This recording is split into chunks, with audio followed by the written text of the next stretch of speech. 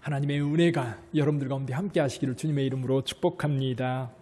여러분 사랑합니다. 이제 가을이 된 것 같습니다. 날씨도 시원해졌고 하늘이 참 예뻐요. 요즘 같은데 하늘을 좀 자주 보시기를 바랍니다. 마음이 굉장히 여유도 생기고요. 또 기쁨도 여러분들의 마음속에서 샘솟듯 드러나게 될 줄 믿습니다. 마시멜로 이야기 여러분들도 다 잘 아시지요? 미국 스탠퍼드 대학의 월터 미셀 박사라고 하는 분이 실험을 한 가지 했어요. 만 4살 된 아이들을 쭉 모아놓고 이제 방에다가 혼자 두고 아무도 감시하지 않아요. 이 마시멜로를 하나씩 주고 그리고 거기 그릇에 담아놓고 이것을 15분 동안 먹지 않고 기다리면 15분 후에 하나 더 주겠다라고 약속을 했어요. 그래서 아이들이 이제 그 안에 들어가서 마시멜로를 바라보고 이제 아이들의 행동을 관찰하는 거예요. 근데 그거를 먹고 싶어가지고 견디지 못해서 기다리지 못해 먹는 친구가 있고 몸을 베베 꼬면서도 끝까지 안 먹고 기다리는 친구들이 있었어요. 그래서 3분의 1 정도는 15분 내에 먹어버렸고 3분의 2 정도는 기다렸다가 하나 더 받았다고 합니다. 근데 실험이 여기서 끝난 게 아니었어요.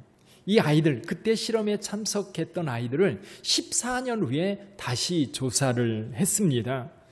14년 후에 다시 조사를 해봤더니 그때 당시에 마시멜로 유혹을 이겼던 아이들, 그런 아이들은 스트레스를 잘 효과적으로 다룰 줄 아는 정신력 뿐만 아니라 사회성이 뛰어난 청소년으로 성장했던 겁니다.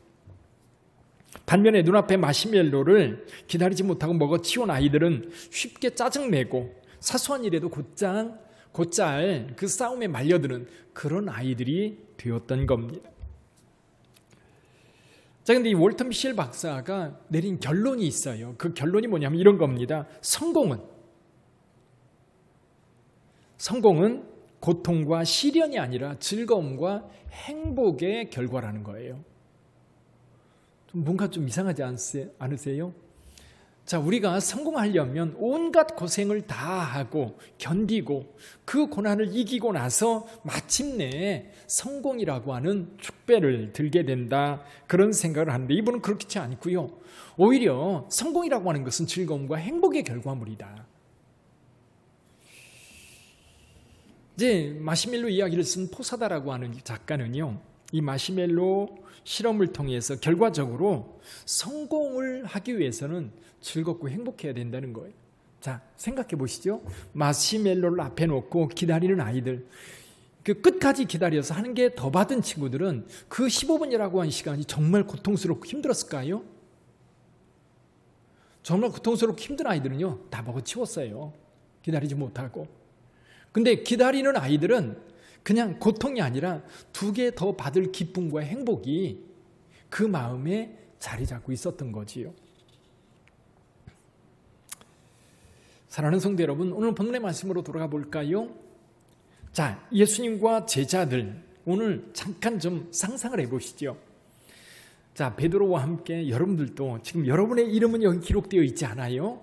근데 12명의 제자들을 불렀는데 이름은 기록되어 있지 않지만 여러분도 거기에 참여했다고 상상을 해보세요. 자, 예수님의 초기 사역부터 예수께서 가버나움에 오셨을 때 그때부터 예수님의 사역을 이미 지금 3년 정도까지 쭉 지켜봤습니다. 조금 여기 마가복음 8장의 이야기는요, 예수님의 사역의 막바지예요. 지금 예수께서 행하셨던 일들은 대부분 다 이루셨어요.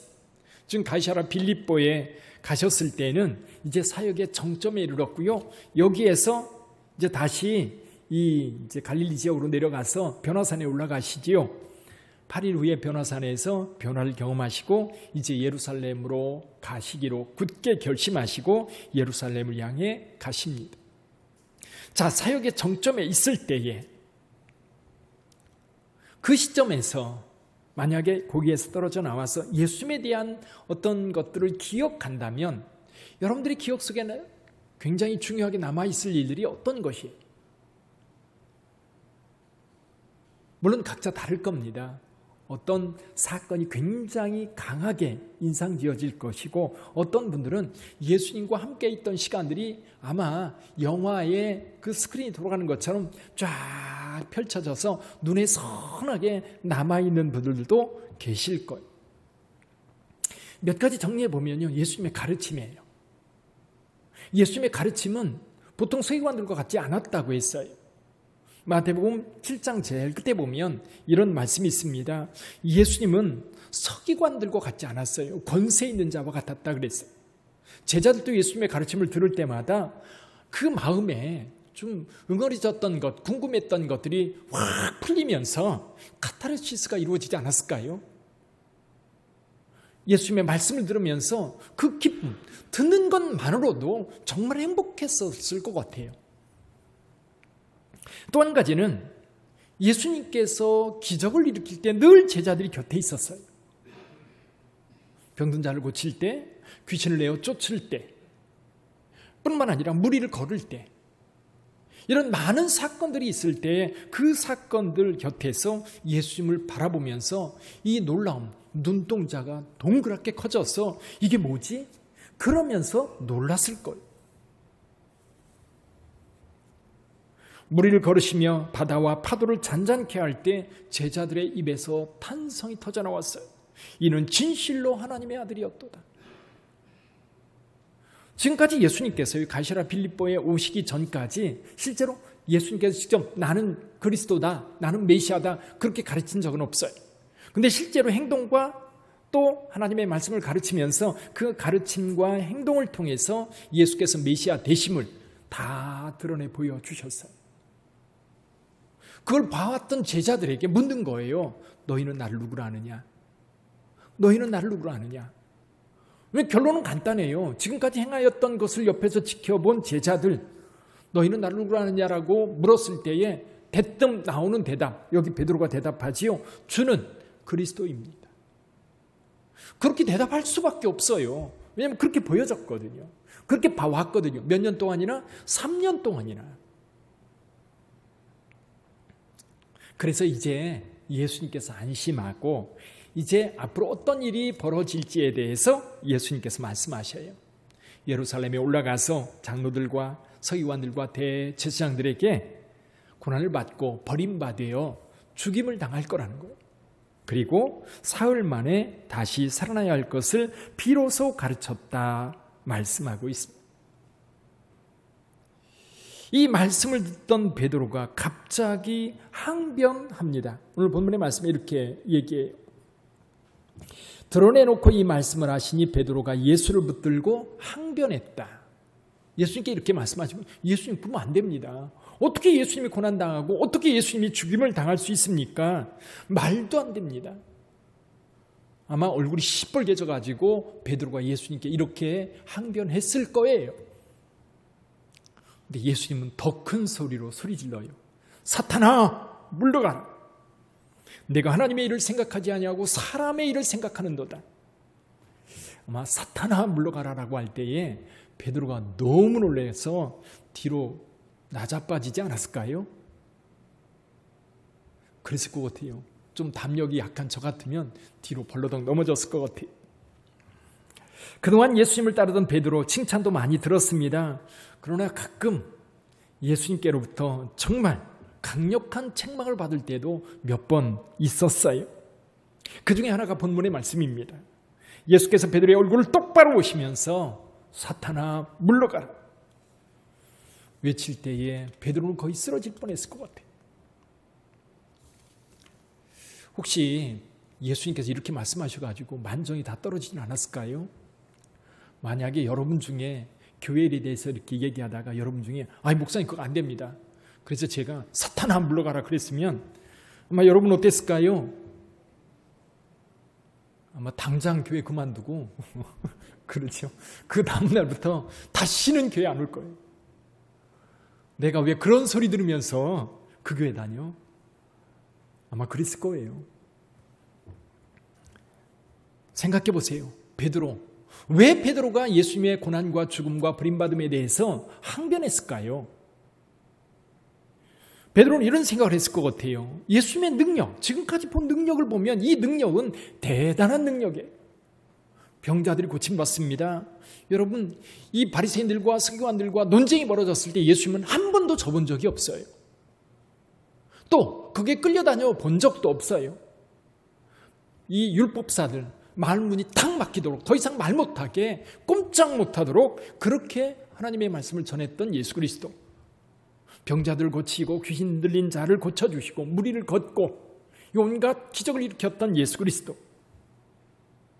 자, 그렇다면 그 예수님께서 예루살렘에 올라가서 대제사장들과 종교 지도자들, 로마에 빌붙어서 온갖 백성들의 고요를 빨아먹는 무리들, 또 로마의 군인들, 그들을 물리칠 만한 능력이 없단 말인가?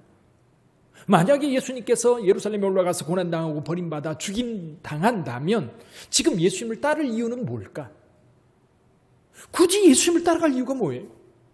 얼마 있으면 고난당하고 버림받아 죽임당할 텐데 그럼 아무것도 남는 거 없잖아요. 아마 베드로는 그런 생각을 했을 것 같아요. 그럼 예수님께서 이렇게 놀라운 기적을 베풀었던 그것은 도대체 어떤 의미가 있을까?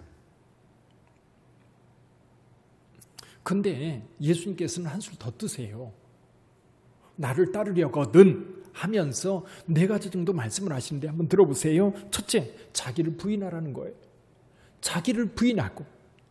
자, 자기를 부인한다는 게 뭐예요? 옛날에 심영래 씨가 그랬지요. 연구 없다. 그걸로 굉장히 유명해졌잖아요. 연구 없다. 누가 말하는 거예요 지금? 연구가 말하면서 연구 없다는 거예요. 그럼 내가 이 자리에서 나를 부인한다고 우리 장주섭이 없다. 그럼 여러분 믿으시겠어요? 이 부인한다는 게 뭐예요? 저는 이렇게 해석을 해봐요. 이 부인한다라고 하는 것은 초점을 나한테 맞추는 게 아니라 누구한테 맞추는 거예요? 예수께 맞추는 거예요. 그러니까 모든 관심사가 나가 아니라 주님인 거지요. 그러니까 이런 겁니다. 내 건강, 내 재산, 내 비전, 내 성공, 거기에 초점 맞추는 것이 아니라 예수님께 초점 맞추는 거예요. 근데요, 여러분 신앙생활 하면서도 나에게 초점 맞추어져 있으면 주님은 나를 위한 도구예요. 나한테 초점 맞추어져 있으면 신앙도 나를 위한 도구이고 교회도 나를 위한 도구이고 하나님도 내 성공이나 내가 행복하게 사는데 필요한 도구일 뿐이지 목적이 아닌 거예요. 그러니까 예수님께서 예수님을 따르려고 하면 너 자신을 부인하라는 얘기는 너한테 초점 맞추지 말고 주님께 초점 맞추라는 거예요. 주님의 영광을 위해서, 하나님의 영광을 위해서 거기에 초점 맞추라. 두 번째는 뭐예요? 자기 십자가를 지라는 거예요. 십자가가 뭐예요? 물론 십자가를 우리가 생각할 때 그건 고난이고 죽음이라고 생각을 합니다. 근데 이 십자가는 누구를 위한 것이에요? 십자가는 나를 위한 게 아닙니다. 나를 위해서 십자가를 지는 게 아니에요. 예수님의 십자가도요, 우리를 위한 십자가였지. 이제 우리 주님께서 우리에게 자기 십자가를 져라라고 할 때 내가 누군가를 위해, 누구예요? 주님을 위해서 내가 짊어져야 할 고난 또는 죽음, 이런 것들이에요. 내 몫이에요. 내 헌신의 몫. 그것을 내가 지고 가는 거예요. 그것을 버리고 나를 위해서 간다면 그건 십자가가 아니지요. 십자가는 결국 주님을 위해서 내 자신을 헌신하는 거예요. 그 헌신이 없다면 그건 십자가가 아니죠. 세 번째, 예수님을 따라야 되는 거예요. 여러분들은 세상에서 무엇을 따르고 있습니까? 지금 여러분의 삶에 여러분을 따르게 하는, 여러분이 따라가고 있는 가장 핵심적인 게 뭐예요? 오늘 우리 사회는요, 그게 돈이에요, 돈. 그러나 여러분, 예수께서 말씀하셔요. 돈 따르지 말고, 세상 따르지 말고, 친구 따르지 말고, 정치 노선 따르지 말고, 누구를 따르라? 예수님 따르라고 말씀하고 있어요.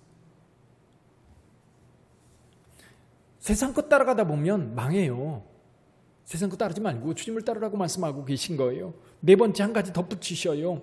예수님과 복음을 위해서 목숨을 내놓아야 한다고 말씀하셔요. 죽음을 무릅쓰고 예수님과 복음을 위해서 살라는 겁니다.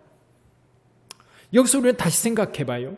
예수님을 따르려면 자기를 부인하고 자기 십자가를 지고 예수님을 따라야 하고 예수님과 복음을 위해서 목숨까지 내놓아야 한다고 말씀하십니다. 자, 그럼 여기까지 생각해 보면 진짜 혹독한 대가예요. 여러분, 우리가 무엇인가를 얻으려고 하면 대가를 지불해야 돼요. 내가 이 물건을 소유하고 싶으면 이에 대한 대응하는 대가를 지불해야만 내 것이 되는 거예요. 물론 저와 여러분들 세상 살다 보면 내가 지불하지 않은 것을 누릴 때 있어요. 근데요, 그것도 다 누군가가 지불한 거예요. 여러분의 아버지가 지불했든지 또 사회가 지불해 주었든지. 우리는 가끔 요즘 이제 우리나라도 굉장히 복지가 잘 돼 있어서요, 정말 많은 사람들에게요 많은 것을 나누어줘요.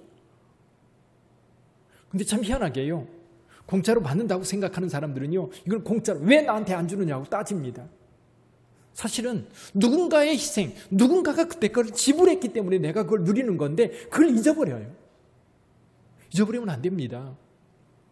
내가 누리는 모든 것은 내가 지불했든 누가 지불했든 지불한 대가를 내가 누리는 거거든요. 그럼 생각해봐요. 예수께서 말씀하셔요.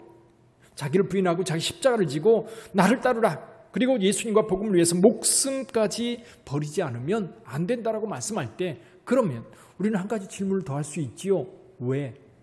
무엇을 위해서? 무엇을 얻기 위해서 이 대가를 지불해야 된다는 건가? 그렇죠? 무엇을 위해서 이 대가를 지불해야 돼요? 우리 시대, 지금 시대의 가장 중요한 가치, 우리 시대에 보편적으로 사람들이 가장 중요하게 여기는 가치는 뭘까요? 사실은 그 가치는요, 생명이에요. 물론 가끔 우리 사회가 이 생명보다도 돈이 우선되는 그런 경우가 있지만, 실은 이 사회에서 지금 현재 우리가 가지고 있는 가치 중에 가장 중요한 가치, 생명의 가치. 그래서 이 생명을 빼앗는 자들에게 공분을 하는 거예요. 어린아이들을 죽음에 몰아놨다. 방치해서 죽게 만들었다. 학대해서 죽게 했다. 그럴 때 온 국민들이 막 분노하고 울분을 터뜨리는 이유가 뭐예요? 생명의 소중함에 대한 가치가 우리 가운데 있기 때문에 그래요. 만약에 생명이 그렇게 소중하다고 여기지 않는다면 아마 그런 거 별 관심 없을 거예요. 어린애도 죽을 수 있지 뭐. 살다 보면 그럴 수 있지. 그러나 이 생명이라고 하는 것은 그만큼 소중하기 때문에 그래요. 근데 예수님께서는 오히려 이 육신의 생명을 버리면서까지라도 얻어야 한다는 것이 있다는 거예요. 말씀에 이렇게 36절에 보니까 사람이 만일 온 천하를 얻고도 자기 목숨을 잃으면 무엇이 유익하리요? 이것은 아마도 우리가 육신적인 생명일 거예요. 사람이 무엇을 주고 자기 목숨과 바꾸겠느냐 말씀하십니다. 그것은 성경 전체적으로 말씀하면 생명이에요. 영생이죠. 영생. 그건 우리가 어떻게 얻어요? 얻는 방법이 있지요. 하나님이 세상을 이처럼 사랑하사 독생자를 주셨으니 이는 그를 믿는 자마다 멸망하지 않고 영생을 얻게 하려 하심이라. 내가 진실로 진실로 너희에게 이르노니 내 말을 듣고 또 나 보내신 이를 믿는 자는 영생을 얻었고 예수를 믿으면 얻습니다. 할렐루야. 예수 믿으면 얻어요. 자, 여러분들 영생 소유하고 있습니까? 아무리 찾아봐도 없어요. 예수를 믿는 자에게는 영생이 있는 줄 믿습니다. 여러분에게 있어요. 근데 여기 한 가지 재밌는 게 뭐냐면, 영생을 소유하면 그 영생이 가만히 있나요? 이 안에 두고 내가 아무렇게 살아도 이게 그대로 있어요? 여러분 주변에 한번 그런 분이 있으면 살펴보세요. 돈 많이 벌었어요. 아, 이만하면 됐다. 이 누가복음에 나오는 부자처럼 아, 이만하면 됐다라고 그 다음부터 돈 버는 거 이렇게 아, 이제 됐다. 그만 벌어야지. 그러고 즐기는 사람들에게 돈이 그대로 있나요? 저는 그런 경우 못 봤어요.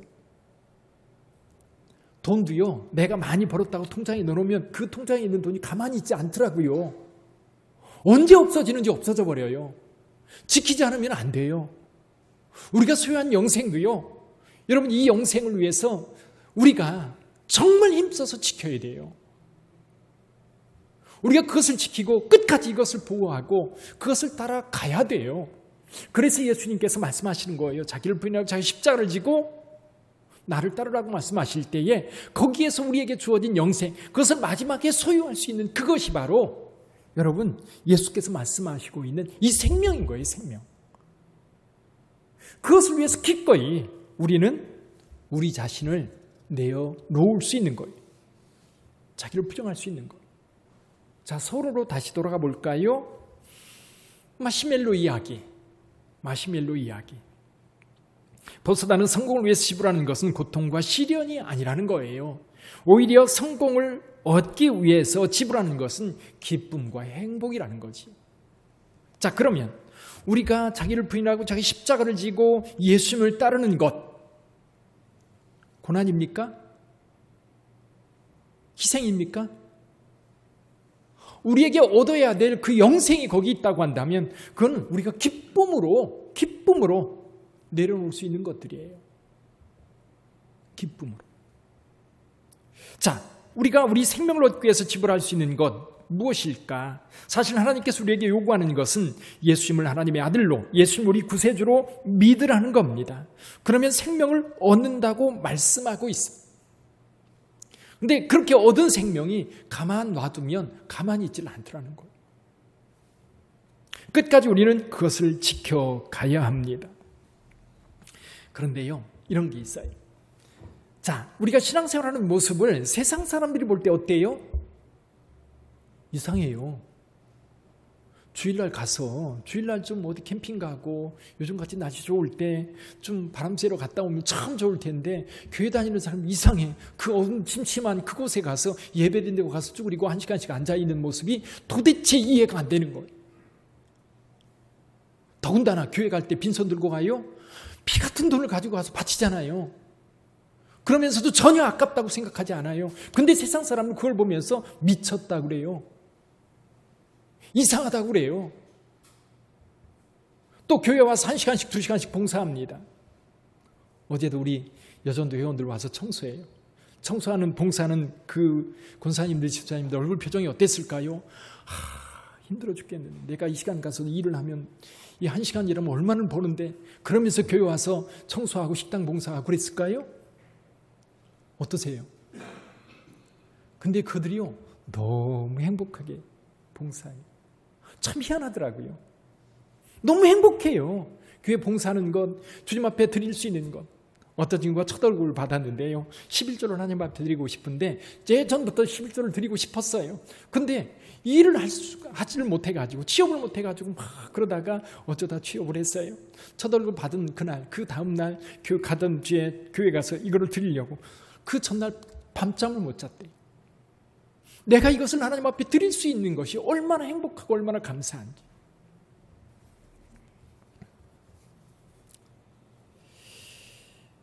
사실 우리가 이 세상에서 영생을 얻기 위해서 지불하는 것, 아니 지불이 아니라 이미 우리가 얻은 그것을 지키기 위해서 세상 사람들은 고난이라고 생각하고 어려움이라고 생각할지 모르지만 우리에게는 행복이고 기쁨인 거예요. 하나님의 영광을 위해서 우리가 드려지는 그것, 여러분 오늘도요 기쁨 아니면 여기 안 오셨을 거예요. 그렇잖아요. 밖에 나가서 하늘을 보세요. 얼마나 이쁜가. 산이 부르잖아요. 전능자의 그늘이라고 하는 책에 짐 엘리엇이라는 사람이 나오지요. 이 짐 엘리엇이 아우카 부족에게 선교하러 갔다가 며칠 만에 죽음으로 인생이 끝납니다. 그때 나이가 29살이에요. 이 짐 엘리엇 아내인 엘리자베스 엘리엇에게 한 기자가 물었습니다. 이런 말을 했다고 그래요. What a waste. What a waste. 이 얼마나 불필요한 쓸모없는 낭비인가. 이 얼마나 쓸모없는 낭비인가. 그때요. 이 엘리자베스 엘리엇이 20대 초반밖에 안 된 나이였어요. 그 기자의 눈을 똑바로 보면서 이렇게 말했다고 합니다. 낭비라니요. 왜 그렇게 말하십니까? 나의 남편은 어렸을 때부터 이 순간을 위해서 준비했던 사람입니다. 내 남편은 이제야 그 꿈을 이룬 것뿐입니다. 이후로는 다시 내 남편의 죽음을 낭비라고 말하지 마십시오. 낭비가 아니라는 거예요. 물론 그때 이게 이제 1950년대거든요. 50년대에 이 5명의 청년이 그 아우카 부족 만나서 전도 한번 못 해보고 거기에 착륙한 지 3일 만에 다 죽임을 당하거든요. 그러니까 미국 사회가 아주 발칵 뒤집어진 거예요. 그 젊은 청년들이 어떻게 그 젊은 나이에 그렇게 처참하게 죽임을 당할 수 있을까? 이건 정말로 인생의 낭비다라고 생각했던 거지. 나중에 이 엘리자벳 엘리엇이 이제 그 짐 엘리엇이 썼던 일기장, 편지, 메모 이런 것들을 다 모아가지고 전능자의 그늘이라고 하는 책을 펴내게 됩니다. 근데 짐 엘리엇이 19살 때에 이제 쓴 글이에요. 29살 때 죽었으니까 10년 전에 이렇게 기록을 한 겁니다. 주님, 성공하게 하소서. 높은 자리에 오른다는 것이 아니라 제 삶이 하나님을 아는 가치를 드러내는 전시품이 되게 하소서. 하나님, 제가 감히 하나님께 기도합니다. 이 부족한 나의 나무토막 같은 인생에 주여 불을 붙여 주소서. 제가 주를 위해 탈 수 있도록 나의 삶을 주께서 소멸시키시옵소서. 이 몸은 주의 것입니다. 나는 오래 사는 것을 원치 않습니다. 완전하고 풍성한 삶을 원합니다. 바로 주님과 같이. 일기장 한 구석에 이런 글도 적어놓았다고 합니다. 영원한 것을 위해 영원하지 않은 것을 버리는 사람은 결코 바보가 아니다. 영원한 것을 얻기 위해서 영원하지 않은 것을 버리는 사람은 결코 바보가 아니다. 사실은 엘리엇은 영원한 것을 얻기 위해서 자기의 제한된 육신의 생명을 버렸던 거지. 사랑하는 성도 여러분, 저와 여러분들이 신앙생활을 합니다. 예수를 믿습니다. 영생을 추구하고 삽니다. 우리는 주를 섬기는 것이 기쁘고 행복해요. 또 교회에서 어떤 목적을 가지고 우리가 헌신할 때에도 즐겁게 헌신합니다. 무엇을 위해서요? 사실은 주님께서 말씀하셨던 것처럼 영생을 얻기 위해서요. 영원한 생명이 우리에게 가장 중요한 가치이기 때문에 그것을 위해서 내가 기꺼이 내가 버릴 수 있는 것들을 버린다고 한다면 그것은 결코 바보스러운 행동이 아니라는 거죠. 행복한 일이고요. 기쁨의 일인 거예요. 그 은혜가 저와 여러분들의 삶 속에 늘 있기를 주님의 이름으로 축원합니다. 기도하겠습니다.